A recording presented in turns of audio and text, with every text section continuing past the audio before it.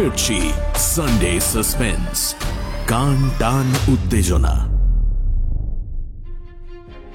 বাংলা এবং বিশ্ব সাহিত্যের রোমাঞ্চকর কিছু গল্প দিয়ে সাজানো আমাদের এই বিশেষ নিবেদন Sunday suspense.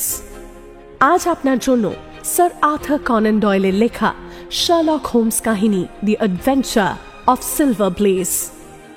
Sir Arthur Ignatius Conan ডয়েলের জন্ম 22 মে 1859 সালে স্কটল্যান্ডের রাজধানী এডিনবরাতে। 1876 থেকে 1881 পর্যন্ত ডাক্তারি পড়েন এডিনবরা বিশ্ববিদ্যালয়ের মেডিকেল স্কুলে। ডাক্তারি পড়তে পড়তেই শুরু করেন সাহিত্য চর্চা এবং ওনার লেখা প্রথম কাহিনী প্রকাশ হয় 1879 সালে।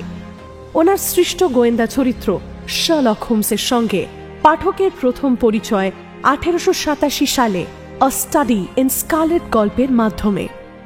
আজকের গল্প প্রথম প্রকাশিত হয় 1892 সালে। প্রধান চরিত্রে শার্লক হোমস এবং ডক্টর ওয়াটসন।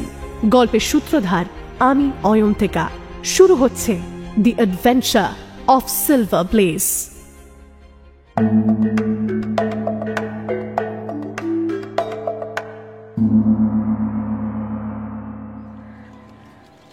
আমার ভয় হচ্ছে ওয়াটসন, মনে হচ্ছে আমাকে যেতে হবে। প্রাতরাশের প্লেটে নিজের খাবার নিয়ে বসতে বসতে বলল শার্লক। যেতে হবে? কোথায়? ডাটমুরে, কিংস আইল্যান্ডে।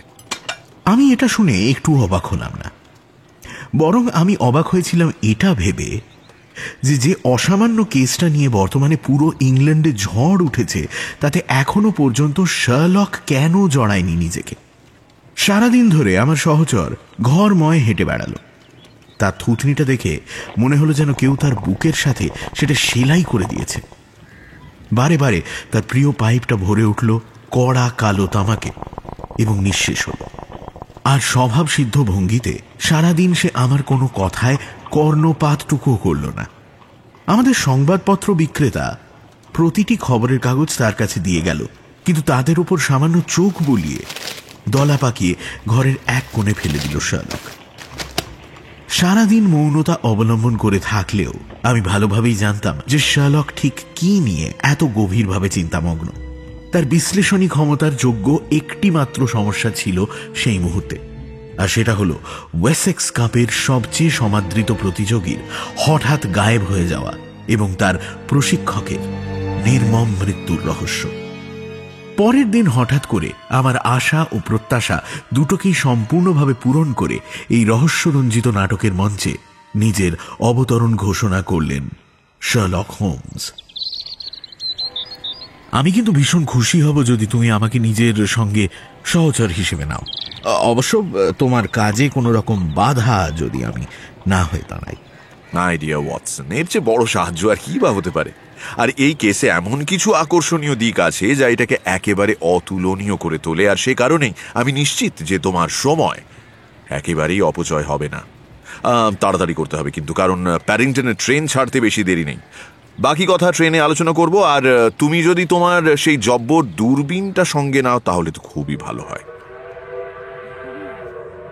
খবরের কাগজের একটি বান্ডিল শার্লক নিজের সঙ্গে নিয়েছিল।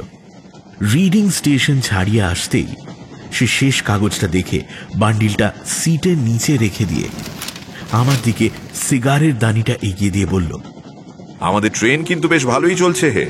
বর্তমানে ঘন্টায় 53.5 মাইল গতিতে আমরা ছুটছি। আমার চোখে কিন্তু এখনো একটাও মাইল পোস্ট পড়েনি। ওয়েল, আমারও না।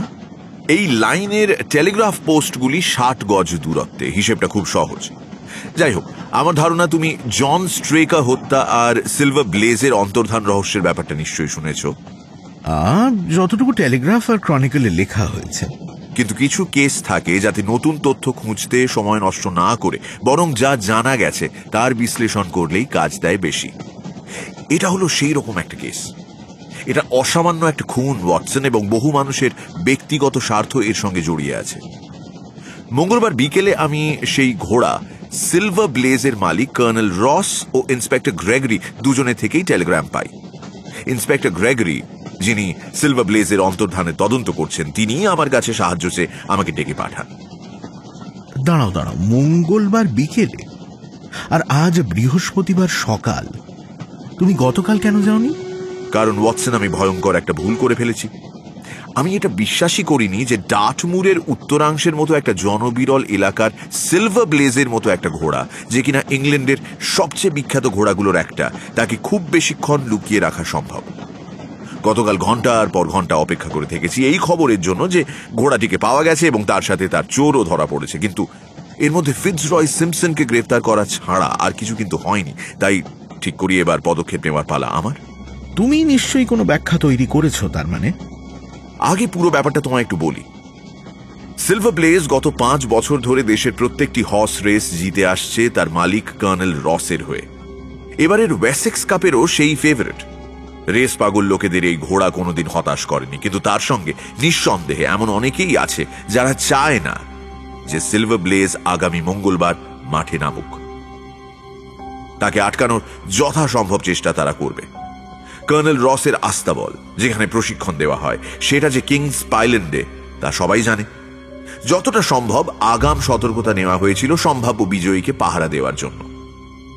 ঘোড়াটির যে প্রশিক্ষক জন স্ট্রেকার, তিনি একজন অবসরপ্রাপ্ত জকি। বহু বছর তিনি রসের একজন প্রিয় জকি ছিলেন, কিন্তু বয়সের সঙ্গে ওজন বেড়ে যাওয়ার ফলে নিয়ম অনুযায়ী তাঁকে রিটায়ার করতে হয়। স্ট্রেকার রসের জন্য 5 বছর জকি ছিলেন আর গত 7 বছর ধরে প্রশিক্ষক হিসেবে রয়েছেন। খুব সৎ বলে তাঁর সুনাম আছে। স্ট্রেকার ছাড়া কর্নেলের আস্তাবলে ছিল আরো 3 জন ছোকরা এবং 4টে ঘোড়া। রাতে তারা পালা করে জেগে পাহারা দেয়। জন স্ট্রেকার বিবাহিত ছিলেন। আস্তাবলে 200 গজের মধ্যেই একটা ছোট বাড়িতে উনি থাকতেন। নিঃসন্তান স্ট্রেকারের আর্থিক অবস্থা মোটামুটি ভালোই। আশেপাশের এলাকাটি একটু বেশি নির্জন, কিন্তু উত্তরের দিকে হালে কিছু হোটেল হয়েছে। আস্তাবল থেকে পশ্চিমে 4 মাইল দূরে লর্ড ব্যাকওয়াটারের আস্তাবল। তার দেখাশোনা করে সাইলাস ব্রাউন। এছাড়া এখানে আর কিছুই নেই, কয়েকজন জিপসি ছাড়া। দুর্ঘটনা ঘটার দিন মানে সোমবার রাত অবধি পরিস্থিতিটা মোটামুটি এরকমই ছিল। সেই দিন সন্ধেবেলা রোজকার মতোই ঘোড়াগুলোকে অনুশীলন করিয়ে তাদের জল খাওয়ানো হয়। রাত 9টা নাগাদ আস্তাবলের দরজা বন্ধ করে দেওয়া হয়। 3 জন ছোকরার মধ্যে 2 জন গিয়েছিল সেই রাতে স্ট্রেকারের বাড়ি রাতের খাবারের জন্য, আর 3য় জন মানে নেড হান্টার পাহারারত ছিল। 9টা বাজার কিছুক্ষণ বাদেই স্ট্রেকারের কাজের লোক ইডিথ ব্যাক্সটার 3য় ছেলেটির জন্য 1 প্লেট মাটন কারি নিয়ে আস্তাবলের দিকে আসছিল। সঙ্গে ওয়াইন ছিল না, কারণ নিয়ম অনুযায়ী যে রাতে পাহারার কাজে থাকবে সে মদ খেতে পারবে না। ইডিথের কাছে একটা হারিকেন ছিল, কারণ আস্তাবলে যাওয়ার রাস্তা একেবারেই অন্ধকার। সে যখন আস্তাবলের 30 গজের মধ্যে, তখন হঠাৎ একজন ভদ্রলোক, অন্তত হারিকেনের আলোয় তাকে ভদ্রলোক বলেই মনে হয়, বেরিয়ে এসে তাকে থামতে বলেন। ভদ্রলোকের পরনে ধূসর টুইড স্যুট আর মাথায় কাপড়ের ক্যাপ, পায়ে একজোড়া পট্টি লাগানো জুতো এবং হাতে একটা ভারী ছড়ি। লোকটির মুখে একটা ফ্যাকাশে ভাব। মেয়েটির মনে হয়েছিল ভদ্রলোকের বয়স 30-এর নিচে হবে। তুমি কি আমায় বলতে পারো আমি কোথায় আছি এখন? হ্যাঁ, আসলে আমি না খুব ক্লান্ত। হ্যাঁ, রাস্তা হারিয়ে ফেলেছি। পথের ধারেই রাত কাটাতে হবে ভাবছিলাম, তখনই তোমার ওই হ্যারিকেনের আলোটা দেখলাম।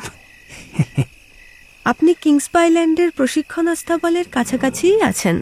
ও তাই নাকি? কি সৌভাগ্য আমার। আমি জানি প্রতি রাতে আস্তাবলের একজন ছোকরা ওখানেই একলা থাকে। সম্ভবত তুমি তারই রাতের খাবার নিয়ে যাচ্ছ ওটাই করে। হ্যাঁ, তো বলছি, উপরি কিছু টাকা পেলে তোমার নিশ্চয়ই ভালো লাগবে। হ্যাঁ, তাহলে একটা কাজ করে দাও না আমার জন্য। আস্তাবলের ওই ছেলেটার কাছে এই কাগজটা আজ রাতে পৌঁছে দাও। যদি দিতে পারো তাহলে পুরস্কার স্বরূপ এই টাকা তোমার। ইডিথ রীতিমতো ভয় পেয়ে যায় আর দৌড়ে তাকে ছেড়ে চলে আসে আস্তাবলের সেই জানলাটার দিকে যেখানে সাধারণত সে রাতের খাবারটা দেয়। জানলাটা খোলা ছিল আর হান্টার ভেতরেই একটা টেবিলে বসেছিল। ইডিথ তাকে কয়েক মুহূর্ত আগের ঘটনা বলেছিল, কিন্তু ঠিক তখনই এই ভদ্রলোকটি এসে উপস্থিত হন সেখানে।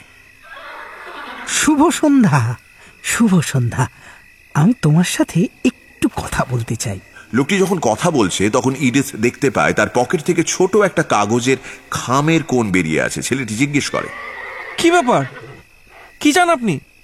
আমার যা দরকার তাতে হয়তো তোমার পকেটেও কিছু ঢুকতে পারে। হ্যাঁ, মানে তোমাদের দুটো ঘোড়া ওয়েসেক্স কাপের জন্য তৈরি করা হচ্ছে, সিলভার ব্লেজ আর বায়ার্ড। আমি শুধু একটা জিনিস জানতে চাই, এবং তাতে তোমারও লাভ হবে। আচ্ছা বলো তো, এটা কি সত্যি যে ওজনের জন্য বায়ার্ড তার প্রতিদ্বন্দ্বীকে 5টি ফারলঙ্গে 100 গজের টেক্কা দেবে, আর আর তাই তোমাদের মালিক বাজি ধরছে তাকে নিয়েই? ও, তার মানে তুই ওই দালালগুলোর একজন? আমি তোকে দেখাবো যে তোর মতো লোকজনের সাথে আমরা কিংস পাইল্যান্ডের লোকেরা কি করি। ছেলেটি লাফিয়ে উঠে আস্তাবলের এক পাশে ছুটে যায় তার বেঁধে রাখা কুকুরটিকে খুলে আনতে। মেয়েটি ভয়ের চোটে ছুটে পালিয়ে যায় এবং যাওয়ার পথে একবার পেছন ঘুরে দেখে লোকটি জানলার ওপর ঝুঁকে ভেতরে দেখছে তখনও। যদিও মিনিট খানেকের মধ্যেই কুকুরটাকে নিয়ে হান্টার যখন বাইরে বেরিয়ে আসে তার মধ্যেই লোকটি হারিয়ে যায়। তবু হান্টার কুকুরটিকে নিয়ে আস্তাবলের চারপাশে খোঁজাখুঁজি করে, কিন্তু লোকটির কোনো চিহ্ন খুঁজে পাওয়া যায়নি। দাঁড়াও দাঁড়াও দাঁড়াও দাঁড়াও, আস্তাবলের ছেলেটি যখন কুকুরটিকে নিয়ে বাইরে বেরিয়ে যায় তখন কি সে দরজাটা বন্ধ করে গেছিল? এক্সেলেন্ট ওয়াটসন, এই পয়েন্টটা এতটাই গুরুত্বপূর্ণ যে আমি গতকাল টেলিগ্রাম করে পাঠাই এই প্রশ্নের উত্তর জানতে। হ্যাঁ, ছেলেটি বেরোনোর আগে দরজায় তালা চাবি লাগিয়েই যায়। তার সাথে এটাও জানিয়ে রাখি যে জানলাটাও এমন কিছু বড় নয় যে একজন মানুষ তা দিয়ে ভেতরে ঢুকে যেতে পারবে। হান্টার স্ট্রেকারের বাড়িতে খবর পাঠিয়ে সবকিছু জানায় এবং অপেক্ষা করে প্রশিক্ষকের ফিরে আসার। যদিও স্ট্রেকার ভীষণ উত্তেজিত হয়ে ওঠে সব শুনে, তা সত্ত্বেও পরিস্থিতির আসল গুরুত্বটা উনিও তখনও আঁচ করে উঠতে পারেননি। এই ঘটনাটা স্ট্রেকারকে যথেষ্ট অস্বস্তির মধ্যে ফেলে। মিসেস স্ট্রেকার ভোরবেলায় চোখ খুলে দেখেন তার স্বামী বেরোনোর জন্য তৈরি হচ্ছেন। জিজ্ঞেস করতেই উনি বলেন ঘোড়াগুলোর চিন্তায় উনি নাকি সারা রাত ঘুমোতে পারেননি, আর তাই উনি আস্তাবলে গিয়ে দেখতে চান সব ঠিকঠাক আছে কিনা। মিসেস স্ট্রেকার জানলার পাল্লায় বৃষ্টির ফোঁটার আওয়াজ শুনতে পান এবং ওনার স্বামীকে কিছুক্ষণ পরে যাওয়ার অনুরোধ জানান, কিন্তু স্ত্রীর সব রকমের অনুনয় বিনয় উপেক্ষা করে উনি বাড়ি থেকে তখনই বেরিয়ে যান। মিসেস স্ট্রেকার সকাল 7টায় বিছানা ছেড়ে ওঠেন এবং দেখেন তাঁর স্বামী তখনও ফিরে আসেননি। তিনি তৎক্ষণাৎ ইডিথকে নিয়ে আস্তাবলের দিকে রওনা দেন। গিয়ে দেখেন আস্তাবলের দরজা খোলা আর ভেতরে একটা চেয়ারে অচেতন অবস্থায় পড়ে আছে হান্টার। ঘোড়ার তাঁবু খালি, আর তার আশপাশে কোথাও স্ট্রেকারের চিহ্নটুকুও নেই। বাকি দুটো ছেলেও খানিকটা যেন ঘোরের মধ্যে। রাতে তারা কিছুই শুনতে পায়নি। হান্টারকে যে খুব কড়া গোছের কোনো ড্রাগ দেওয়া হয়েছিল সেটা সকলেই বুঝতে পারে, তাই তাকে ঘুমন্ত অবস্থায় রেখেই অন্য দুজনকে নিয়ে মিসেস স্ট্রেকার আর ইডিথ স্ট্রেকারের আর ঘোড়ার খোঁজে বেরিয়ে যান। তাঁরা তখনও আশা করছিলেন হয়তো যে কোনো কারণে স্ট্রেকার ঘোড়াটাকে নিয়ে সকালের অনুশীলনে বেরিয়েছেন, কিন্তু বাড়ির সামনে টিলাটা যেখান থেকে পুরো এলাকাটা দেখা যায় সেখানে উঠতেই সকলে ভীষণভাবে অপ্রত্যাশিত দুর্ঘটনার সম্মুখীন হন। আস্তাবল থেকে মাত্র আধ মাইল দূরে একটি ঝোপে আটকে থাকা স্ট্রেকারের ওভারকোটটা দেখা যাচ্ছিল। তার ঠিক সামনেই ওদের চোখে মৃতদেহটি পড়ে। স্ট্রেকার ভীষণ ভারী কিছু একটার আঘাতে মাথা থেঁতলে গেছে, আর ওর উরুর কাছে একটা বড় মাপের ক্ষত রয়েছে যেটা তীক্ষ্ণ কোনো কিছুর আঘাতে হয়েছে। এটা বোঝা যাচ্ছিল যে স্ট্রেকার তাঁর আক্রমণকারীর মোকাবিলা করার চেষ্টা করেছিলেন, যার জন্য তার ডান হাতের ছোট্ট ছুরিটার বাঁটে রক্ত জমাট বেঁধেছিল, আর বাঁ হাতে একটা লাল রঙের সিল্কের গলাবন্ধের রুমাল ছিল, যেটা ইডিথ আগের দিন সন্ধ্যায় আসা সেই লোকটির বলে শনাক্ত করে। নেশার ঘোর কাটিয়ে হান্টার সুস্থ হলে সেও একই কথা বলেছে। মৃতদেহ যেখানে পাওয়া গিয়েছিল সেই গর্তের নিচের অংশের কাদা দেখে এটাও প্রমাণ হয়েছে যে যখন ওখানে দুই পক্ষের মধ্যে হাতাহাতি হচ্ছিল সেই সময় ঘোড়াটি ওখানেই ছিল। ঘোড়া ফিরিয়ে দেওয়ার জন্য বেশ ভালো অঙ্কের পুরস্কার ঘোষণা করা হয় এবং জিপসিদেরও সতর্ক করা হয়, কিন্তু এখনো অবধি কোনো খবরই পাওয়া যায়নি। ছেলেটির রাতের খাবারের অবশিষ্ট পরীক্ষা করে দেখা হয়েছে এবং তাতে যথেষ্ট মাত্রায় মিলেছে আফিমের গুঁড়ো, কিন্তু ওই একই খাবার বাড়ির সবাই খেয়েছিল, সেখানে কিন্তু কারুর কিচ্ছু হয়নি। এই হলো আমাদের এই কেসের গুরুত্বপূর্ণ তথ্য। এবার তোমাকে সংক্ষেপে বলি পুলিশ এখনো অবধি কি করেছে। ইন্সপেক্টর গ্রেগরি এই কেসের তদন্তের দায়িত্বে রয়েছেন। অসাধারণ দক্ষ একজন অফিসার। শুধু যদি আরেকটু অনুমান করার ক্ষমতা থাকতো তাঁর, তাহলে নিঃসন্দেহে উনি এতদিন আরো অনেক বেশি পদোন্নতি করে ফেলতে পারতেন। উনি এসেই প্রথমে সেই রাতের আগন্তুককে খুঁজে বার করে গ্রেপ্তার করলেন। ওই নতুন হোটেলগুলোর একটাতেই যেহেতু ছিলেন, তাই খুব বেশি অসুবিধা হয়নি খুঁজে বার করতে। আগন্তুকের নাম ফিটজরয় সিম্পসন। অভিজাত পরিবারের ছেলে এবং উচ্চশিক্ষিত। একসময় ঘোড়দৌড়ের মাঠে প্রচুর টাকা উড়িয়েছেন, আর এখন লন্ডন স্পোর্টিং ক্লাবে একজন অতি সাধারণ বুকমেকার হিসেবে কাজ করছেন। এটা জানা গেছে যে লোকটি এই সম্ভাব্য বিজয়ী সিলভার ব্লেজের উপরই 5,000 পাউন্ড লাগিয়েছেন। গ্রেফতার হওয়ার পর উনি নিজেই স্বীকার করেছেন যে কিংস পাইল্যান্ডের ঘোড়াগুলোর সম্বন্ধে জানার আশায় উনি ডাটমুরে এসেছিলেন সেই রাতে, আর একই সাথে দ্বিতীয় সম্ভাব্য বিজয়ী ডেসবোরোর সম্পর্কে জানতে সাইলাস ব্রাউনের আস্তাবলেও যান। বাকিদের বিবৃতির বিন্দুমাত্র বিরোধিতা করেননি তিনি। আগের দিন সন্ধ্যায় উনি যে ঠিক সেই কাজগুলোই করেছেন তা জানান। তবে তার সাথে এটাও জানিয়েছেন যে কারোর কোনো ক্ষতি করার মতো কোনো পরিকল্পনাই ওনার ছিল না। উনি এসেছিলেন শুধুমাত্র সরাসরি কিছু তথ্য নিতে। কিন্তু ওনাকে ওই গলা বন্ধের ব্যাপারে যখন জেরা করা হয়, তখন মুখের রং ফ্যাকাশে হয়ে যায় তাঁর। স্ট্রেকারের হাতে কিভাবে ওনার গলা বন্ধ এলো তার কোনো এক্সপ্লেনেশন উনি দিতে পারেননি। লোকটির ভিজে জামা কাপড় থেকেই বোঝা যাচ্ছিল যে ওই বৃষ্টির রাতে উনি বাইরে ছিলেন। ওনার হাঁটার ছড়ির একটা অংশ সীসার। ওরকম একটা ছড়ি দিয়ে বারবার আঘাত করলে স্ট্রেকারের মাথায় যেমন আঘাতের চিহ্ন পাওয়া গেছে তেমন হতেও পারে। আবার আরেক দিকে লোকটির শরীরে এমন কোনো ক্ষত নেই যেটা স্ট্রেকারের ছুরির থেকে হয়ে থাকতে পারে। স্ট্রেকারের ছুরিতে রক্ত জমেছিল, তার মানে আততায়ীর শরীরে অন্তত একটা ক্ষতের চিহ্ন অবশ্যই থাকবে। সংক্ষেপে তোমাকে পুরো ঘটনাটাই বললাম। এবার দেখো তুমি যদি কোনো রাস্তা বলে দিতে পারো। আচ্ছা, এটা কি কোনোভাবে সম্ভব হতে পারে হোমস যে এই আঘাতটা ওনার নিজের থেকেই লাগে? হয়তো মাথায় আঘাত লাগার ফলে শরীরে কোনো রকমের খিঁচু নিয়ে আসে, আর হাতের ছুরিটা নিয়ে নিজেই নিজেকে আঘাত করে ফেলেন। ওয়াটসন, সম্ভাবনা থেকে অনেক বেশি এটাই ঘটনা। আর এই ক্ষেত্রে আসামির বিরুদ্ধে ওঠা অভিযোগগুলোর অন্তত একটা কমল। কিন্তু এখনো আমি এটা বুঝে উঠতে পারছি না যে পুলিশের ব্যাখ্যা ঠিক কি। আমার আশঙ্কা ওয়াটসন, আমাদের ব্যাখ্যার কিন্তু চরম বিরোধিতা করবে পুলিশ। পুলিশের ধারণা এই লোকটি ছেলেটিকে নেশা করায়, কোনোভাবে একটা নকল চাবি জোগাড় করে আস্তাবলে দরজা খোলে এবং ঘোড়াটিকে বের করে নিয়ে যায়। ঘোড়ার সাজ সরঞ্জাম যে খোয়া গেছে, হয়তো সেটা ঘোড়ার উপর চাপিয়েই নিয়ে গেছে। তারপর দরজাটা খোলা রেখে ঘোড়াটিকে নিয়ে যখন হেঁটে যাচ্ছিলেন, তখনই হয়তো স্ট্রেকারের সাথে দেখা হয় বা ওর হাতে ধরা পড়ে যান। স্বাভাবিকভাবেই দুজনের মধ্যে একটা গন্ডগোল হয়। স্ট্রেকারের মাথায় সে ছড়ি দিয়ে আঘাত করে, আর তারপর হয় নিজেই ঘোড়াটাকে লুকিয়ে ফেলে বা ওই গন্ডগোলের সময় সে নিজে থেকেই কোথাও হারিয়ে যায় এবং এখন অবধি হয়তো এই বিস্তীর্ণ এলাকাতেই কোথাও ঘুরে বেড়াচ্ছে। যাই হোক, ঘটনাস্থলে পৌঁছে আমাকে খুব দ্রুত কিছু পরীক্ষা নিরীক্ষা চালিয়ে নিতে হবে। তার আগে কিছুই নিশ্চিতভাবে বলা সম্ভব নয় ওয়াটসন। সন্ধে হওয়ার আগেই আমরা ট্রাভিস্টক স্টেশনে পৌঁছে গেলাম। দুজন ভদ্রলোক আমাদের জন্য অপেক্ষা করছিলেন। সিংহের মতো চুল আর দাড়ি নিয়ে উদ্গ্রীব নীল চোখে তাকিয়ে একজন ভদ্রলোক, এবং অন্যজনের ছোটখাটো চেহারা, হাবভাব বেশ সজাগ এবং জন্মনে, এবং পরনে ফ্রক কোট ও চামড়ার জুতো, কামানো পরিচ্ছন্ন মুখ, ছোট্ট গোঁপ আর চোখে চশমা। পরের জন কর্নেল রস, আর প্রথম জন inspector Gregory. Welcome mister Holmes. আমি অত্যন্ত আনন্দিত যে আপনি এখানে এসেছেন। বেচারা স্ট্রেকারের হত্যা যেন সুবিচার হয়, এবং হ্যাঁ, আমার ঘোড়াটা যেন ফেরত পায়। কেমন ডিটেকটিভ? আর কি নতুন কিছু জানা গেছে? আমি দুঃখিত মিস্টার হোমস, আমরা খুব সামান্যই এগোতে পেরেছি। আমাদের একটা গাড়ি বাইরে দাঁড় করানো আছে। নিঃসন্দেহে আপনি দিনের আলো ফুরিয়ে আসার আগেই ঘটনাস্থল পর্যবেক্ষণ করতে চাইবেন। আমরা গাড়িতে যেতে যেতে কথা বলে নিতে পারি, if you don't mind. Minute খানেক পরেই আমরা একটা ল্যান্ড্রো গাড়িতে আরাম করে বসলাম, যেটা ঘড় ঘড় শব্দ করে প্রাচীন মনোরম ডেভনশায়ার শহরের মধ্যে দিয়ে গিয়ে চলল। ইন্সপেক্টর কেস সংক্রান্ত ব্যাপার নিয়ে কথা বলে গেলেন। হোমস সব শুনছিল আর মাঝে মধ্যে কিছু প্রশ্ন শুনে দিচ্ছিল। কর্নেল রস বুকের কাছে হাত দুটো জড়ো করে পেছনে হেলান দিয়ে বসেছিলেন।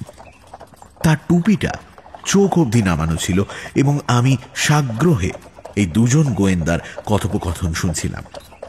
ততক্ষণে গ্রেগরি নিজের মতো করে ব্যাখ্যা তৈরি করে ফেলেছিলেন। যেটা প্রায় অবিকলভাবে মিলে যায় হোমসের বলা কথাগুলোর সাথে। মিস্টার হোমস, ফিটজরয় সিম্পসনের আশেপাশে জালটা আমরা প্রায় গুটিয়েই এনেছি। আমার বিশ্বাস ওই খুনি। যদিও নতুন তথ্য প্রমাণ পেলে আমরা মত বদলাতে বাধ্য হব। আর স্ট্রেকারের ছুরিটা? আমরা আপাতত এই সিদ্ধান্তে এসেছি যে স্ট্রেকার নিজেই নিজের ছুরিতে আহত হয়েছিলেন, কারণ সিম্পসনের কোনো আঘাতের চিহ্ন নেই। তবে তার বিরুদ্ধে পাওয়া বাকি প্রমাণগুলো খুবই জোরালো। ঘোড়াটা সরানোয় সিম্পসনের যথেষ্ট স্বার্থ ছিল। আস্তাবলের ছেলেটিকে নেশার ওষুধ দেওয়ার জন্য সন্দেহটা তাকেই করা হচ্ছে। আর ও যে সেদিন বৃষ্টিতে বাইরে ছিল তাতে তো কোনো সন্দেহই নেই। আর মিস্টার হোমস, ওর কাছে একটা ভারী ছড়িও আছে। ওর গলার রুমালও মিলেছে মৃতদেহের হাতে। আমার সত্যি মনে হয় আমাদের কাছে জিউরিকে পেশ করার মতো যথেষ্ট প্রমাণ আছে। শার্লক মাথা ঝাঁকালো। একজন চালাক এবং কৌশলী উকিলের পক্ষে এই জাল ছিঁড়ে ফেলা কোনো বড় ব্যাপার নয়। উনি ঘোড়াগুলোকে বাইরে বের করতে যাবেন কেন? ঘোড়াগুলোর ক্ষতি করাই যদি ওর একমাত্র লক্ষ্য হয়ে থাকে, তাহলে সেটা তিনি ওখানেই করতে পারতেন। তার কাছে কি কোনো নকল চাবি পাওয়া গেছে? কার কাছে ওপিয়ামের পাউডার পেলেন উনি? সবচেয়ে বড় ব্যাপার, ওর মতো একজন অজ্ঞাত ব্যক্তি যিনি কিনা এই এলাকায় সম্পূর্ণ নতুন, তিনি একটা আস্ত ঘোড়া কোথায় লুকিয়ে রাখতে পারেন? তাও আবার এরকম বিখ্যাত একটা ঘোড়া। আচ্ছা, ওই পরিচারিকাকে সেই যে কাগজ দেওয়ার ব্যাপারটা, এ ব্যাপারে ওর নিজের যুক্তি কি? ও বলেছে ওটা একটা 10 পাউন্ডের নোট। একটা নোট ওর মানিব্যাগেও পাওয়া গেছে। তবে আপনার বাকি সন্দেহগুলোর সমাধান খুব একটা দুরূহ নয় মিস্টার হোমস। ও একেবারে নতুন নয় এই জায়গায়। ট্যাভিসকে গ্রীষ্মকালেও 2 বার বাড়ি ভাড়া দিয়েছিল। ওপিয়ামটা খুব সম্ভবত লন্ডন থেকে নিয়ে আসা হয়েছে। চাবিটার কাজ মিটে যাওয়ার পর ওটা কোথাও ছুঁড়ে ফেলে দেওয়া হয়েছে। আর ঘোড়াটা আমার মনে হয় এই বিস্তীর্ণ এলাকার কোনো গর্ত বা পরিত্যক্ত খনির ভেতরে রয়েছে এখনো। আর গলা বন্ধটার ব্যাপারে ওনার বক্তব্য কি? ও স্বীকার করেছে যে ওটা ওরই, আর এও জানিয়েছে যে ও এটা হারিয়ে ফেলেছিল। তবে আমাদের হাতে কিছু নতুন তথ্য এসেছে যেটা ওই ঘোড়াগুলোকে আস্তাবল থেকে বের করে নিয়ে যাওয়ার ব্যাপারে হয়তো কোনো আলোকপাত করতে পারে। শার্লক কান খাড়া করল। আমরা কিছু পায়ের চিহ্ন পেয়েছি যা থেকে এটা বোঝা যায় সোমবার রাতে জিপসিদের একটা দল সেই জায়গা, মানে যেখানে খুনটা হয়েছিল, তার মাইল খানেকের মধ্যেই ওদের তাঁবু ফেলে মঙ্গলবারে চলে যায়। এবার আমরা যদি এটা ধরে নিই যে সিম্পসন আর জিপসিদের মধ্যে কোনো গোপন বোঝাপড়া হয়েছিল, তাহলে কি এটা হতে পারে না যে সিম্পসন ওই ঘোড়াটাকে জিপসিদের কাছে নিয়ে যায় আর তাদের কাছে রেখে যায় এবং এখনো ওদের কাছেই আছে? হতেও পারে। পুরো এলাকাটা আমরা চিরুনি তল্লাশি করেছি মিস্টার হোমস এদের খোঁজে। অন্তত 10 মাইলের মধ্যে যতগুলো আস্তাবল আছে প্রত্যেকটা আমাদের দেখা হয়ে গেছে। আমি যতদূর জানি এখানে কাছে পিঠে আরেকটা আস্তাবল রয়েছে না? ইয়েস। আর ব্যাপার হলো ওই বিষয়টা আমরা কিছুতেই অবহেলা করতে পারছি না। যেহেতু ওই আস্তাবলের ঘোড়া ডেসবরোর ওপর দ্বিতীয় সর্বোচ্চ বাজি ধরা হয়েছে, তাই সিলভার ব্লেজ হারিয়ে গেলে ওদেরও একটা বড় মাপের স্বার্থসিদ্ধি হয় মিস্টার হোমস। ওই আস্তাবলে প্রশিক্ষক সাইলাস ব্রাউন, জানা গেছে এবারের খেলায় সে বড় অঙ্কের টাকা লাগিয়েছে। বেচারা স্ট্রেকারের সাথে ওর কোনো সদ্ভাবও ছিল না। যদিও আমরা ওই আস্তাবলটা খুব ভালো করেই খুঁজে দেখেছি, আর বলাই বাহুল্য এমন কিছুই পাওয়া যায়নি যাতে ওনাকে এই ঘটনার সাথে আমরা জড়াতে পারি। আর মেপলটন আস্তাবলের সাথে সিম্পসনের যোগসূত্র আছে এমন কিছুও পাননি নিশ্চয়ই? একেবারেই নয়। শার্লক গাড়িতে হেলান দিয়ে বসল, আর তখনকার মতো দুজনের কথোপকথন বন্ধ হল। কিছুক্ষণ পরেই আমাদের ড্রাইভার রাস্তার পাশেই একটা লাল রঙের ইটের ভিলার সামনে গাড়িটা থামাল। কিছু দূর পশ্চিমের দিকে কিছু বাড়ি, মনে হয় সেটাই মেপলটন আস্তাবল। আমরা সকলেই গাড়ি থেকে লাফিয়ে নিচে নামলাম, শুধু শার্লক ছাড়া। সে কিন্তু তখনও হেলান দিয়ে গাড়িতে বসে রইল,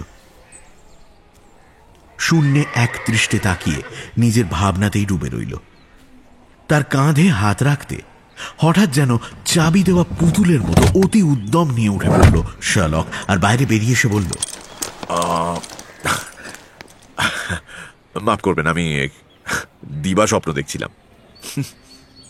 তার চোখের আবছা একটা ঝিলিক আর তার হাবভাবের চাপা উত্তেজনায় আমার বুঝতে অসুবিধে হল না যে শার্লক নিশ্চয়ই এমন কিছু সূত্র পেয়েছে যেটা এই কেসের মোড় ঘুরিয়ে দিতে পারে। কারণ হোমসের কার্যপদ্ধতি আমি জানি, কিন্তু তবুও আমি এটা কিছুতেই বুঝে উঠতে পারি না যে কিভাবে বা কোথায় সে এই সূত্রগুলো পায়। হয়তো আপনি একবার অপরাধ স্থলটা গিয়ে দেখে আসতে চাইবেন মিস্টার হোমস। আমি কিছুক্ষণের জন্য এখানেই থাকতে চাই ইন্সপেক্টর।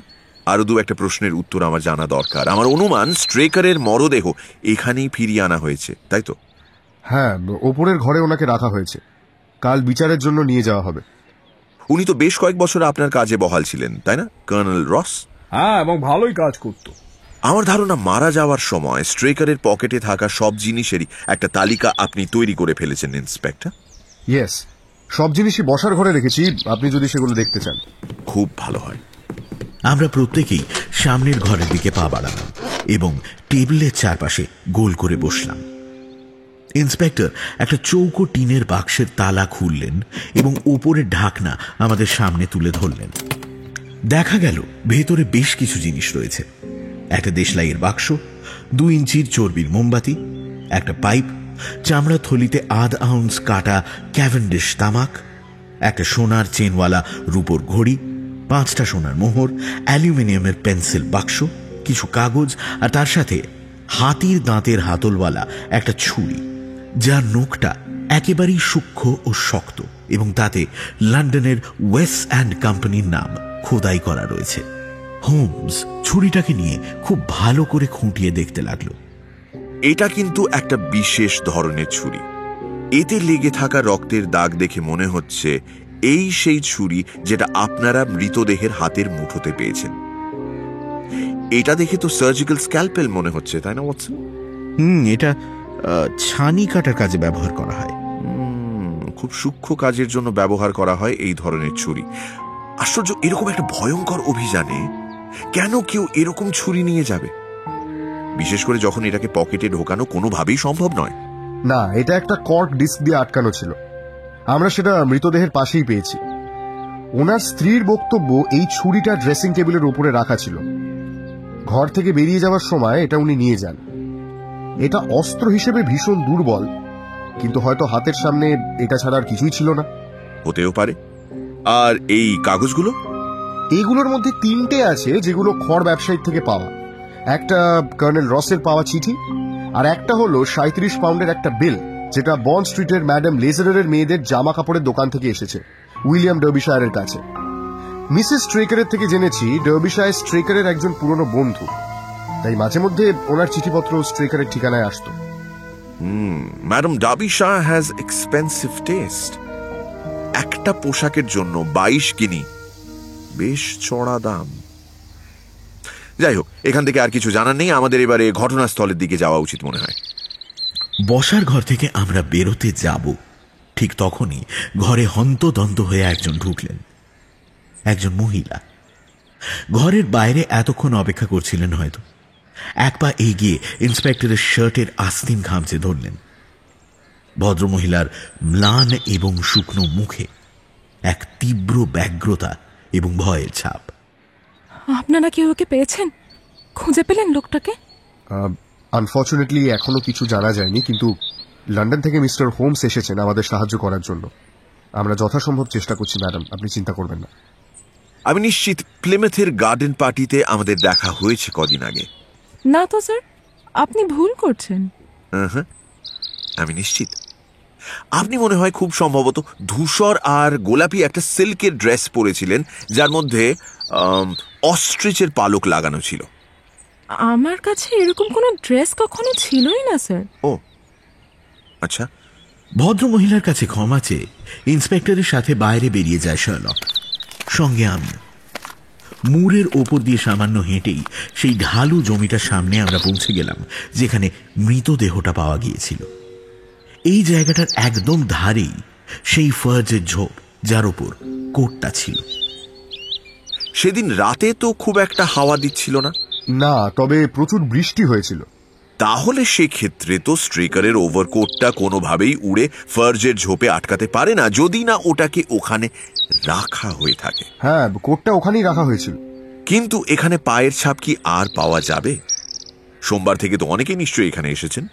এখানে এক পাশ করে একটা মাদুর পাতা রয়েছে, যার উপর দাঁড়িয়ে আমরা আমাদের কাজ করেছি। হ্যাঁ, চমৎকার।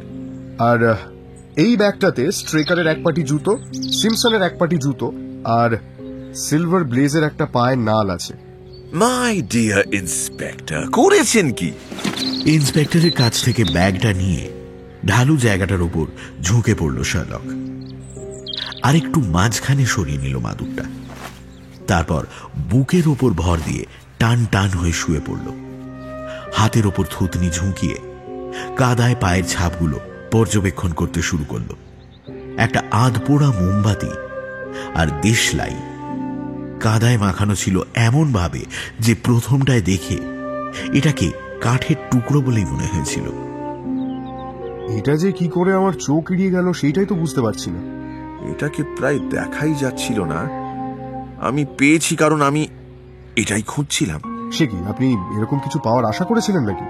আমার তো মনে হয় না এটা অস্বাভাবিক কিছু। হোমস বুট জুতোগুলো নিয়ে ওই কাদায় পায়ের ছাপের সাথে মিলিয়ে দেখতে লাগলো। তারপর ঢালের একদম ধারে গিয়ে হামাগুড়ি দিয়ে ফার্ন আর ঝোপের দিকে তাকালো।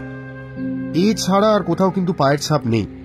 আমি নিচের জমিটা প্রত্যেক দিক থেকে অন্তত 100 গজ অব্দি অতি যত্ন সহকারে পরীক্ষা করেছি মিস্টার হোমস। কিন্তু আপনি যদি কিছু মনে না করেন ইন্সপেক্টর, আমি মুরটা একটু পায়ে হেঁটে দেখতে চাই।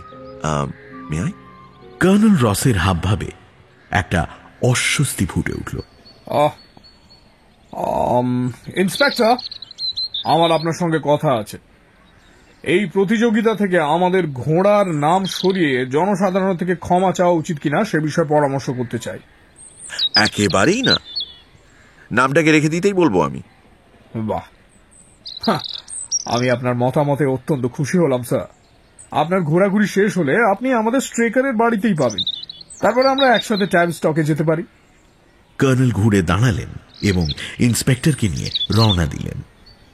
আমি আর হোমস ধীরে ধীরে হাঁটতে শুরু করলাম।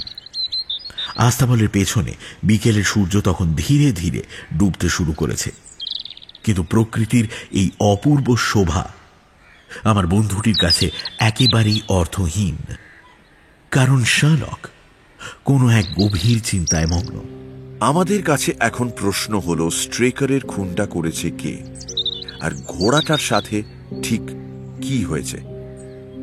এখন যদি ধরে নিই যে ঘোড়াটি পালিয়েছে, তাহলে প্রশ্ন হলো কোথায় যেতে পারে সে। ঘোড়া হচ্ছে যাকে বলে সোশ্যাল অ্যানিমাল। তাই যদি হয় তাহলে হয় সে কিংস আইল্যান্ডে ফিরবে অথবা মেপলটনেই যাবে। কেউ তো নিশ্চয়ই দেখেছে তাকে। আর জিপসিদের দল অপহরণ করতে যাবেই বা কেন?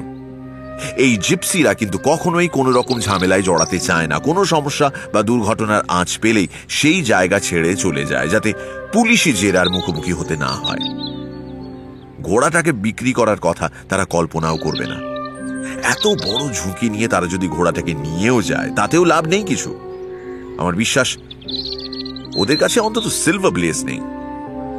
তাহলে ঘোড়াটা আছে কোথায়? ওয়েল ওয়াটসন, আমি আগেই বলেছি কিংস আইল্যান্ড বা মেপলটন কোনো একটাতেই আছে। কিংস আইল্যান্ডে নেই, তার মানে মেপলটনেই সে আছে। আপাতত এই অনুমানের ভিত্তিতে আমরা এগোই, তারপর দেখা যাক। ইন্সপেক্টরের কথা অনুযায়ী মুরের ওই অংশটা বেশ শক্ত এবং শুকনো, কিন্তু মেপলটনের দিকে যেতে হলে ওই দেখো, ওই খাদের মতো জায়গাটার উপর দিয়ে যেতে হবে। ওখানটা কিন্তু কাদা কাদা হয়ে আছে। ওখানে ঘোড়ার পায়ের ছাপ থাকলেও থাকতে পারে। কথা বলতে বলতে আমরা দ্রুত বেগে হাঁটছিলাম। আর কয়েক মুহূর্তের মধ্যেই খাদটা সামনে চলে এলাম। হোমসের কথাতেই আমি খাদের দিকে ডান দিক ধরে আর হোমস বাঁ দিক ধরে এগোতে শুরু করলাম। 50 পাও যায়নি তার আগেই হোমসের চিৎকার শুনলাম। তাকিয়ে দেখলাম আমার দিকে তাকিয়ে হাত নাড়ছে হোমস। একটা রাস্তা দেখা যাচ্ছে আমাদের সামনে, যা নরম মাটির ওপর ঘোড়ার পায়ের ছাপ। পকেট থেকে নালটা বার করে মিলিয়ে দেখল হোমস। ছাপের সঙ্গে হুবহু মিলে গেল। দেখলে অনুমানের গুরুত্বটা ঠিক কতটা? গ্রেগরির মধ্যে এই একটা গুণের খুব অভাব। আমরা অনুমান করেছিলাম ঠিক কি হতে পারে, অনুমানের ভিত্তিতে আমাদের কাজ করলাম, আর আমরা কিন্তু সঠিক পথই নিয়েছি।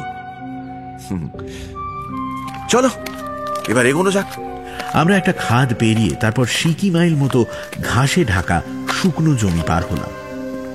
স্বাভাবিকভাবেই সেখানে ঘোড়ার পায়ের ছাপ নেই, কিন্তু মেপলটনের দিকে আর একটু এগোতেই ঘোড়ার পায়ের ছাপ আবার দেখা গেল। তারপর আবার খানিকটা ঢালু জমি, আর সেটা পেরিয়ে আবার একটা ঘোড়া চালানোর মতো জায়গা। ঠিক এরপরই আধ মাইল অব্দি তার আর কোনো ছাপ পেলাম না। কিন্তু মেপলটনের দিকে আর একটু এগোতেই আবার আমরা সেই ছাপটা দেখতে পেলাম। হোমসই প্রথম দেখতে পেল সেগুলো। একটা জায়গার দিকে ইশারা করে দাঁড়িয়ে পড়ল সে, চোখে মুখে জয়ের উল্লাস। ঘোড়ার পায়ের ছাপের পাশেই একজন লোকের পায়ের ছাপ। আরে, এতক্ষণ তো ঘোড়াটা একাই ছিল।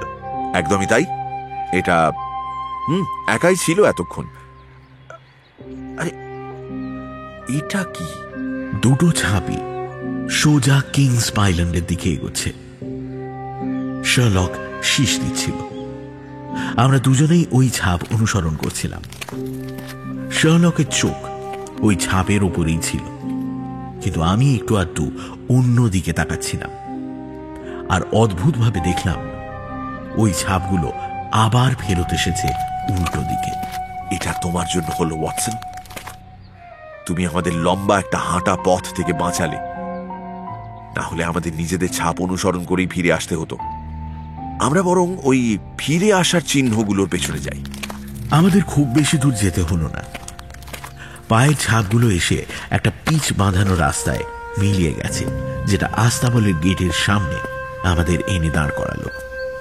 আরেকটু কাছাকাছি আসতেই একটা ছেলে তেড়ে এলো। এখানে কি দরকার? আমি শুধু একটা প্রশ্ন করতে চাই। আমি যদি কাল ভোর 5টায় ডাকি, তবে তোমার মালিক মিস্টার সাইলাস ব্রাউনের সঙ্গে দেখা করার জন্য খুব বেশি আগে হয়ে যাবে কি? কেউ যদি আসে তবে উনি অবশ্যই দেখা করেন, কারণ উনি বরাবরই খুব ভোরে ওঠেন আর কি। এই তো উনি এদিকেই আসছেন, আপনার প্রশ্নের উত্তর দেবেন। ঠিক তখনই একটু বয়স্ক একজন ভদ্রলোক, চোখে মুখে প্রচন্ড হিংস্র একটা ভাব নিয়ে, হাতে একটা শিকারের ছড়ি জাতীয় কিছু দোলাতে দোলাতে আস্তাবলের গেটের সামনে এলেন। এসব কি হচ্ছে ডসেন? খোঁজ গল্প করার সময় নয় এটা, নিজের কাজে যাও। আর এই যে, আপনি কোন মতলবে এসেছেন এখানে? হ্যাঁ, মাত্র 10 মিনিট আপনার সঙ্গে কথা বলতে চাই। যে কোনো বাউন্ডুলের সাথে ফালতু বকার মতো সময় আমার নেই। আমরা এখানে কোন রকমের অজ্ঞাত পরিচয় ব্যক্তিকে মেনে নিই না। দূর হন এখান থেকে, না হলে কুকুরের তাড়া খাবেন। শার্লক সামনের দিকে একটু ঝুঁকে ফিস ফিস করে ভদ্রলোকের কানে কি যেন বলল। ভদ্রলোক তাতে ভীষণভাবে উত্তেজিত হয়ে গেলেন এবং তার চোখ মুখ ভয়ঙ্কর রকম লাল হয়ে উঠল। এটা মিথ্যা কথা, এটা জঘন্য একটা মিথ্যা কথা। বেশ, তা এই নিয়ে তর্ক আপনি কি এখানে সকলের সামনে করতে চান, নাকি ভেতরে আপনার ঘরে গিয়ে কথোপকথনটা চলবে? যদি আপনি চান তো ভেতরে আসতে পারেন। ওয়াটসন, আমি তোমাকে কয়েক মুহূর্তের বেশি অপেক্ষা করাবো না। মিনিট 20 বাদে মিস্টার ব্রাউনের সঙ্গে বেরিয়ে এলো শার্লক। এর মধ্যেই ভদ্রলোকের মুখের লাল ভাবটা ধূসরে রূপান্তরিত হয়েছে। এতটুকু সময়ের মধ্যে সাইলাস ব্রাউনের এই পরিবর্তন আমি ভাবতেও পারিনি।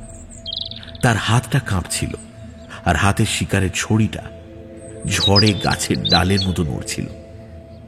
তার সেই তর্জন গর্জন করা, কর্তৃত্ব ফলানো যেন সম্পূর্ণভাবে হাওয়া হয়ে গিয়েছিল।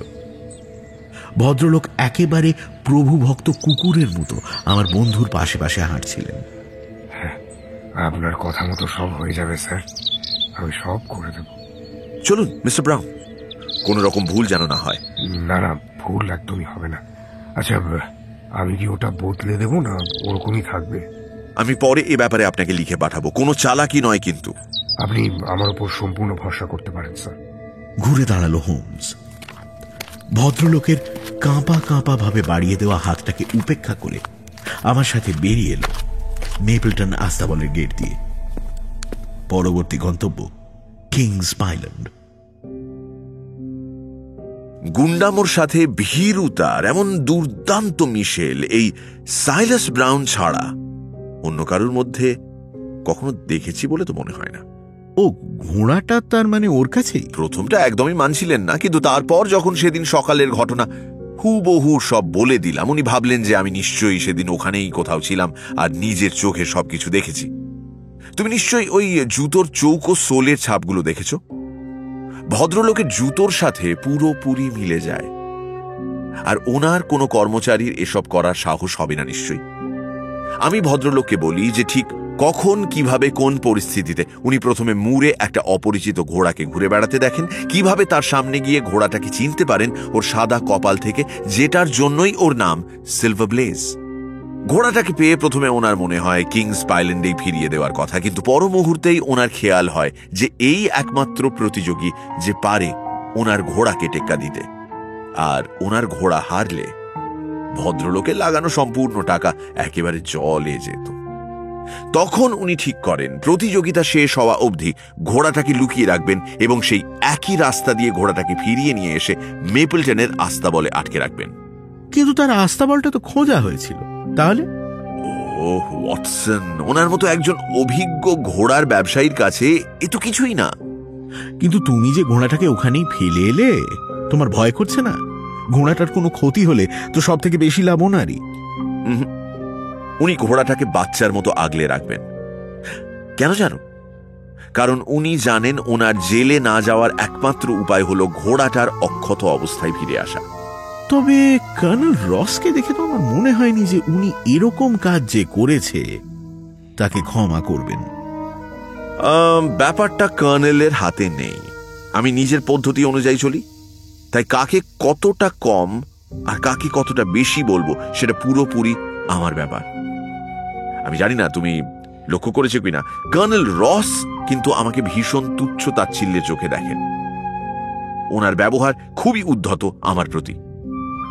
আমি এখন ঘোড়ার ব্যাপারে ওনাকে কিছুই বলবো না। তবে অবশ্যই স্ট্রেকারের হত্যাকারীকে ধরতে পারার কাছে এটা নিতান্তই একটা ছোট্ট ঘটনা। তাহলে কি তুমি এবার সেই ইনভেস্টিগেশন শুরু করবে? না, বরং আমরা দুজনেই রাতে ট্রেন ধরে লন্ডন ফিরব। আমার মাথায় বজ্রাঘাত হলো। এত চমৎকার একটা শুরুর পর হোমস কেন এই তদন্তটাকে মাঝপথে ছেড়ে দিয়ে বাড়ি ফিরতে চাইছে? আমি জানি বাড়িতে না যাওয়া অবধি আমি তার মুখ থেকে আর একটা শব্দ বের করতে পারবো না। কিংস আইল্যান্ডের বসার ঘরে কর্নেল আর ইন্সপেক্টর দুজনেই আমাদের জন্য অপেক্ষা করছিলেন। আমি আর আমার বন্ধু আমরা দুজনেই আজ রাতে ট্রেনে ফিরে যাচ্ছি। হাওয়া বদলটা ভালোই হলো। ইন্সপেক্টর শুনে চোখ বড় বড় করে তাকালেন আমাদের দিকে, কিন্তু কর্নেলের ঠোঁটে একটা বাঁকা হাসি ফুটে উঠল। হোমস কাঁধ ঝাঁকালো। এই বিষয়ে অনেক সমস্যা আছে, তবে আমার আশা মঙ্গলবার আপনার ঘোড়া দৌড়বে। আমার অনুরোধ, আপনি আপনার জকিকে তৈরি রাখবেন। আমি কি স্ট্রেকারের একটা ছবি পেতে পারি ইন্সপেক্টর? ইন্সপেক্টর পকেট থেকে একটা ছবি বের করে দিলেন। আমার যা যা লাগবে আপনি আগে থেকেই অনুমান করে রেখে দিয়েছেন। আমি যদি কিছুক্ষণ আপনাকে এখানে অপেক্ষা করতে বলি আপত্তি নেই তো? পরিচারিকাটির সাথে আমার একটু কথা রয়েছে, ওকে আরো কিছু প্রশ্ন করতে চাই আমি। আমার বন্ধুটি ঘর থেকে বেরিয়ে যেতেই কর্নেল রস ভীষণ অভদ্রভাবে বলে উঠলেন, আমি বলতে বাধ্য হচ্ছি, লন্ডন থেকে আসা আপনাদের পরামর্শদাতা কিন্তু একেবারেই আমাদের নিরাশ করেছেন। ওনার আসার পর তো আমরা একটু এগোতে পারি। আপনার ঘোড়াটা যে মঙ্গলবার দৌড়বে অন্তত এটুকু আশ্বাস তো আপনি পেয়েছেন। হ্যাঁ, আমি আশ্বাস পেয়েছি বটে, কিন্তু আমি আমার ঘোড়াটা পেলে আরো বেশি খুশি হব। আমি হোমসের হয়ে আরো কিছু কথা বলতে যাচ্ছিলাম, কিন্তু তখনই সে নিজেই ঘরে ঢুকে এলো। ওয়েল, আমি এখন ট্যাভিস্টকে যাওয়ার জন্য একদম তৈরি। আমরা ঘোড়ার গাড়িতে উঠতেই যাব, ঠিক তখনই দরজা খুলে ধরে রাখা আস্তাবলের একটা ছোকরাকে দেখে হোমসের মাথায় হঠাৎ কি যেন খেয়াল চাপল। তার আস্তিনে হাত রেখে তার দিকে ঝুঁকে সে জিজ্ঞেস করল, তোমাদের মাঠে কিছু ভেড়া আছে, ওগুলোর দেখাশোনা কে করে? আমি স্যার। তুমি কি এই কদিনে ওদের মধ্যে কোনো অস্বাভাবিকতা খেয়াল করেছো? সেরকম কিছু না স্যার, এগুলোর মধ্যে 3টে একটু খোঁড়া হয়ে গেছে। কথাটা শুনে শার্লকের মুখে একটা খুশির ভাব ফুটে উঠল। খোঁড়া? বুলজাই ওয়াটসন। ইন্সপেক্টর গ্রেগরি, হঠাৎ 3টি ভেড়ার একই অসুস্থতার ব্যাপারটা আপনি কিন্তু খতিয়ে দেখবেন।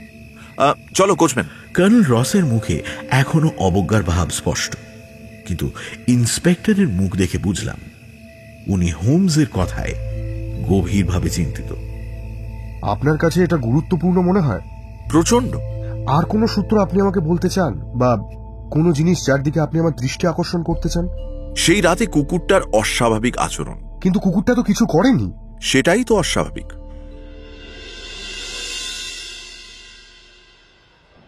4 দিন পর আমি আর হোমস আবার ট্রেনে চাপলাম।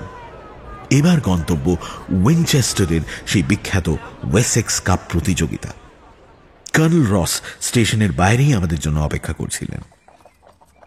আমরা ওনার আনা ঘোড়ায় টানা গাড়িতে করে এগিয়ে চললাম রেসের মাঠের দিকে। ওনার চোখ মুখের অবস্থা একেবারেই সঙ্গীন, আর আচরণে অদ্ভুত রকমের নিরুৎসাহ শীতলতা। আমি কিন্তু আমার ঘোড়ার সামান্য চিহ্নটুকু দেখতে পাইনি এখনো। আমার সন্দেহ আপনি ওকে যখন দেখবেন তখনও চিনতে পারবেন কিনা। শুনুন, গত 20 বছর ধরে আমি রেসের মাঠ আর ঘোড়ার সাথে যুক্ত। এত বছরে কারোর সাহস হয়নি আমার সঙ্গে এইভাবে কথা বলা। একটা বাচ্চাও ব্লেজের সাদা কপাল আর সামনের পায়ের রং দেখে চিনতে পারবে। বাজি পড়েছে কত? এটাই তো চিন্তার ব্যাপার। কাল ছিল 15-1, কিন্তু আজ একেবারে তলানিতে এসে ঠেকেছে। আর এখন 3-1 আছে কিনা সন্দেহ। কেউ একজন যে সবকিছু জানে সেটা পরিষ্কার। গাড়িটা গ্র্যান্ডস্ট্যান্ডের কাছে একটা ঘেরা জায়গায় আসতেই আমি প্রতিযোগীদের নাম লেখা কার্ডটায় চোখ বুলিয়ে নিলাম। 1 নম্বর মিস্টার হিথ নিউটনের দ্য নিগ্রো, লাল টুপি, দারচিনি রঙের জ্যাকেট। 2 নম্বর কর্নেল ওয়ার্ডলের পিউজিলিস্ট, গোলাপি টুপি, নীল কালো জ্যাকেট। 3 নম্বর লর্ড ব্যাকওয়াটারের ডেসবরো, হলুদ টুপি, হলুদ আস্তিন। 4 নম্বর কর্নেল রসের সিলভার ব্লেজ, কালো টুপি, লাল জ্যাকেট। 5 নম্বর ব্যালমোরালের ডিউকের আইরিশ, হলুদ ও কালো ডোরা কাটা। 6 নম্বর লর্ড সিঙ্গলফোর্ডের র্যাম্পা, বেগুনি টুপি ও কালো আস্তিন। আরেকটা ঘোড়াকে কিন্তু বাতিল করে একমাত্র আপনার কথার উপর ভরসা করে আছি। কেন? মানে কি এটা? সম্ভাব্য বিজয়ী সিলভার ব্লেজ? ঘোষণার আওয়াজ শোনা গেল। এই তো সকলের নামই তো দেওয়া হচ্ছে। 6টা ঘোড়ার নামই তো বলল। কি বললে? 6টা ঘোড়াই? তার মানে আমার ঘোড়াটাও আছে? কিন্তু আমি তো দেখছি না। হ্যাঁ, আমার ঘোড়াটাকে তো যেতেও দেখলাম না। শুধুমাত্র 5টাই গেছে। ব্লেজ, ওই তো ব্লেজ, নিশ্চয়ই ওইটা। আমার বলা মাত্রই একটা শক্তিশালী তেজি লাল বাদামি বর্ণের ঘোড়া ওজন মাপার ঘের থেকে বেরিয়ে আমাদের পেরিয়ে গেল। তার পিঠে কর্নেলের চেনা সেই লাল কালো জার্সি। এটা আমার ঘোড়া নয়। এই ঘোড়াটার শরীরে একটা সাদা লোমের চিহ্নটুকু পর্যন্ত নেই। এটা আপনি কি করলেন মিস্টার হোমস? কেন করলেন? আচ্ছা ঠিক আছে, দেখাই যাক সে কতটা এগোতে পারে। রেস শুরু হলো। আমার ফিল্ড গ্লাসটা নিয়ে কিছুক্ষণ তাকিয়ে রইল শার্লক। চমৎকার, শুরুটা তো দারুণ। ওই তো ওরা ঘুরে আসছে। আমরা যেখানে দাঁড়িয়েছিলাম সেখান থেকে পুরো মাঠটাই আমরা খুব সুন্দরভাবে দেখতে পাচ্ছিলাম। 6টা ঘোড়াই এতটা কাছাকাছি ছিল যে একটা কার্পেটেই ওদের দাঁড় করিয়ে দেওয়া যায়। কিন্তু অর্ধেক রাস্তা যেতেই মেপলটনের হলুদ জার্সিকেই সব থেকে আগে দেখা গেল। আমাদের সামনে আসা অবধি কিন্তু ডেসবরোর জায়গা পাল্টে গেল, আর তার বদলে সকলের আশা অনুযায়ী প্রচন্ড বেগে এগিয়ে এলো কর্নেলের সিলভার ব্লেজ। বাকি 5টাকেই বেশ খানিকটা পেছনে ফেলে সে এগিয়ে গেল। ব্যালমোরালের ডিউকের আইরিশ 3য় স্থানে রইল। আমি স্বীকার করছি যে এর মাথা মুন্ডু কিছুই আমি বুঝতে পারছি না। মিস্টার হোমস, আপনার কি মনে হয় না যে আপনি আমার সাথে অনেকক্ষণ ধরে রহস্য করছেন? অবশ্যই কর্নেল, আপনি সবকিছুই জানতে পারবেন। আমরা চলুন একটু ঘুরে আসি। চলুন সবকটা ঘোড়াকে একসাথে দেখি। ওই তো ওখানে। আমরা ওজন মাপার ঘরের দিকে এগোলাম, যেখানে শুধু মালিক এবং তার বন্ধুরা প্রবেশাধিকার পায়। আপনাকে শুধু একটু কষ্ট করে ওয়াইন স্পিরিট দিয়ে ওর মুখটাকে ধুয়ে ফেলতে হবে। তাহলেই আপনি আপনার পুরনো সিলভার ব্লেজকে খুঁজে পাবেন, যেরকমটা ও আগে ছিল। কি বলছেন মশাই?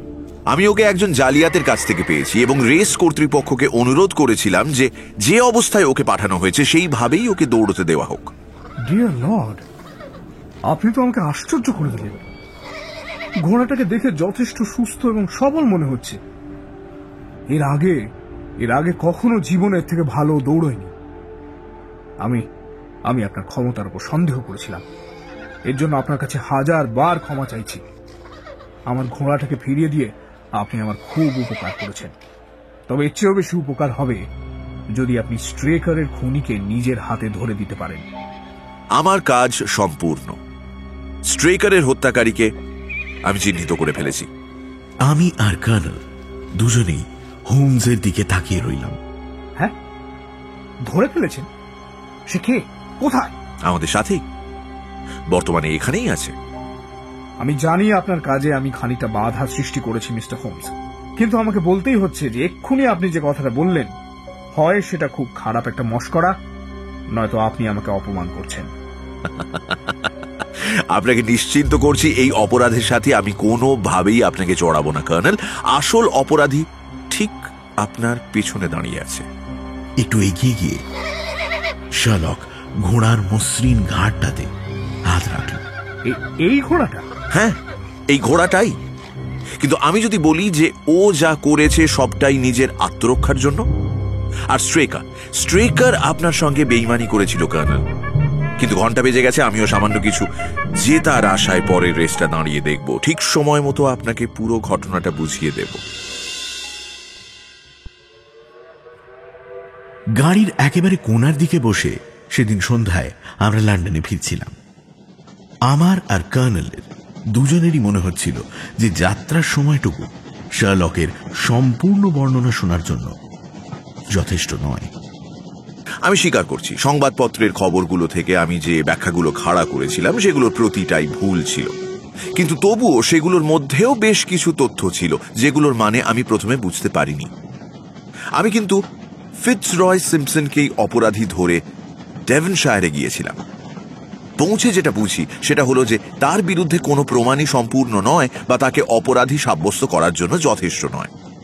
যখন আমি ঘোড়ার গাড়িতে করে আসছিলাম, প্রশিক্ষকের বাড়িতে আসতে আসতে ওই মাটন কারির ব্যাপারটায় আমার খটকা লাগে।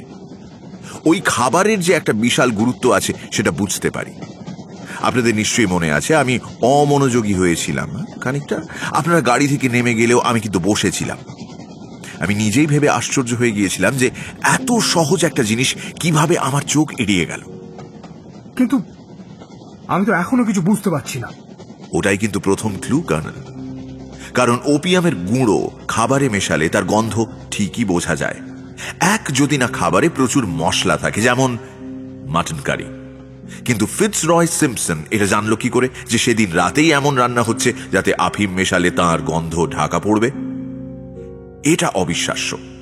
আর তাই অপরাধীর তালিকা থেকে সিম্পসনের নাম বাদ দিতে হয় এবং আমার সন্দেহের কেন্দ্রবিন্দু হয়ে দাঁড়ান মিস্টার ও মিসেস স্ট্রেকার। রাতে কি রান্না হবে তা একমাত্র এই দুজনেরই জানা সম্ভব।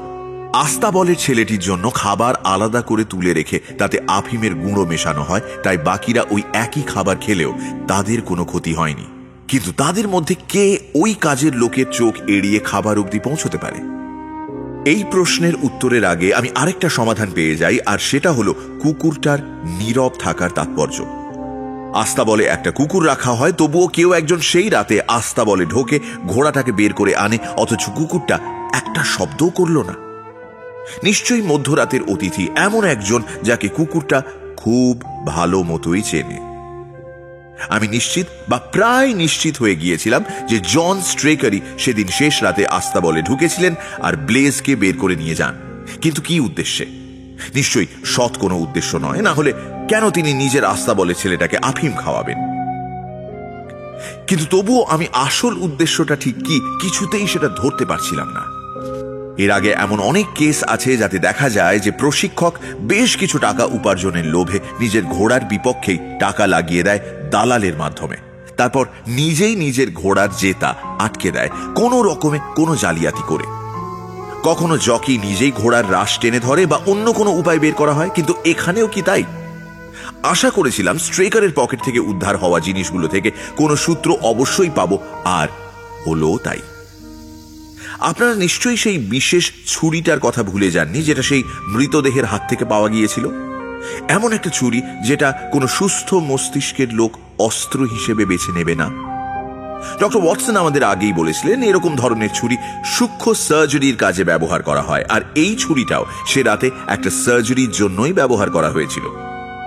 এত বছরের অভিজ্ঞতা থেকে আপনি নিশ্চয়ই এটা জানেন কর্নেল, যে ঘোড়ার পেছনের পায়ের টেন্ডন একটুখানি কেটে দিলে ঘোড়া সাময়িকভাবে খোঁড়া হয়ে যায়। কাঁটাটা এতটাই ছোট যে সেটা দেখা যায় না, আর ঘোড়ার খোঁড়ানো দেখলে লোকে ভাববে যে সে চোট পেয়েছে। কেউ ভাবতেও পারবে না যে এটা ইচ্ছাকৃত বদমাইশি। এই জিনিসটি করার জন্যই স্ট্রেকার ঘোড়াটাকে নিয়ে মুরের দিকে যায়। সিলভার ব্লেজের মতো একটা তেজি ঘোড়া যখন ছুরির খোঁচা খাবে তখন তার চিৎকারে আস্তাবলের বাকিরা অবশ্যই উঠে যাবে। তাই এরকম একটা কাজের জন্য সম্পূর্ণ ফাঁকা একটা জায়গা দরকার।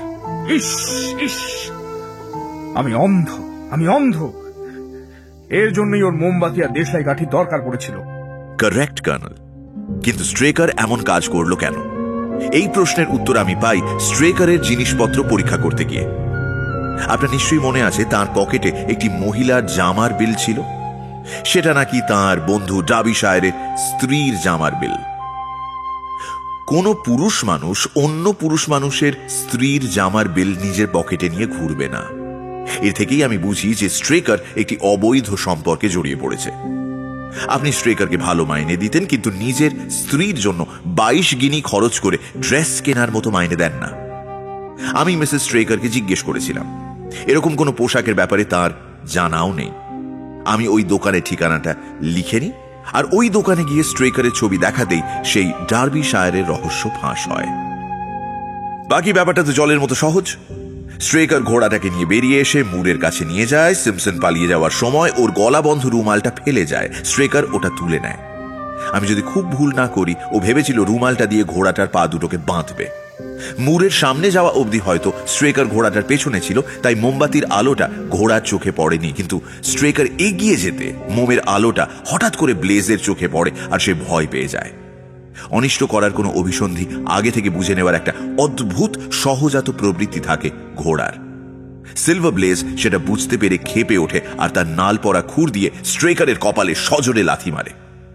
স্ট্রেকার ততক্ষণে নিজের ওভারকোটটা তো খুলেই রেখেছিল এই সূক্ষ্ম অপরাধটা মন দিয়ে করবে বলে, আর সে কারণেই আচমকা আঘাত লাগতেই নিজের ছুরিটাই নিজের হাত থেকে গভীরভাবে আঘাত করে নিজের উরুতেই। আমি কি সবটা বোঝাতে পারলাম আপনাকে? অপূর্ব, অপূর্ব, বিস্ময়কর। মনে হচ্ছে আপনি যেন ওইখানেই ছিলেন। মোমবাতির ব্যাপারটা অবশ্য আমার অনুমান। আমার মনে একটা সন্দেহ ছিল যে স্ট্রেকারের মতো এতটা বিচক্ষণ একটা লোক কখনোই টেন্ডন কাটার মতো একটা কাজ প্র্যাকটিস না করে করতে যাবে না। কিন্তু কে হতে পারে তার গবেষণার গিনিপিগ? তারপর ভেড়াগুলো আমার নজরে আসে। তাদের দেখভাল করে যে ছেলেটি, আমি তাকে জিজ্ঞেস করি যে ভেড়ার মধ্যে সে অস্বাভাবিক কিছু লক্ষ্য করেছে কিনা। সে বলে যে বেশ কয়েকটা ভেড়া খোঁড়াচ্ছে। ওটা থেকেই জানতে পারি যে আমার সন্দেহ সঠিক।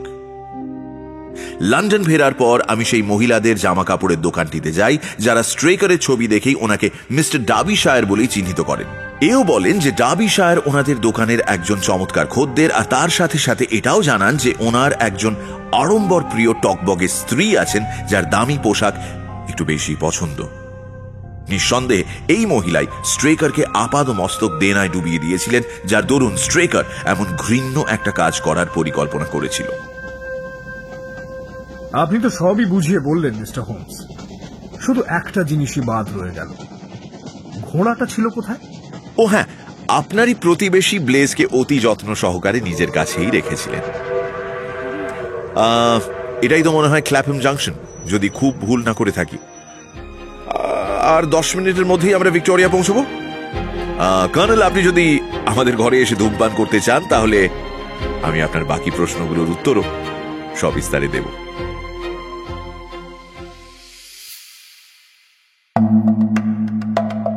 সানডে সাসপেন্সে আজ শুনলেন শার্লক হোমস কাহিনী the adventure of Silver bless. মূল কাহিনী স্যার আর্থার কনান ডয়েল, অনুবাদ প্রিয়া ঘোষ।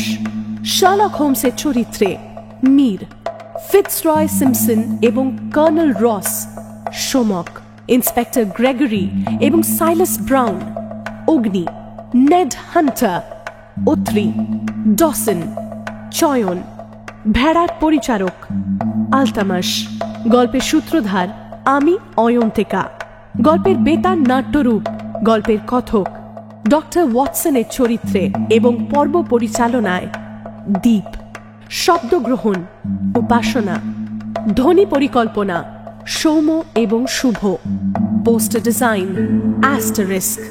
শেষ হল স্যার আর্থার কনান ডয়েলের শার্লক হোমস কাহিনী, the adventure of Silver bless.